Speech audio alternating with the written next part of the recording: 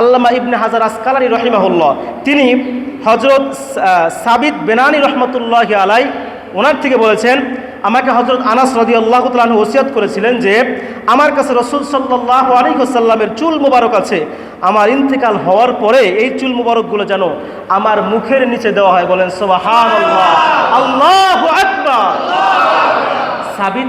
সাবিত বেনানী রহিমাহুল্লাহ তিনি বলছেন, আনাস রাদিয়াল্লাহু তাআলা আনহুর কাছ থেকে আমার কাছে কিছু রাসূলের চুল মুবারক ছিল, আমি ওসিয়ত করে গিয়েছিলাম যে এই চুল মুবারকগুলো মরার পরে যেন আমি সাবিত বেনানীর মুখের ভিতরে দেওয়া হয়।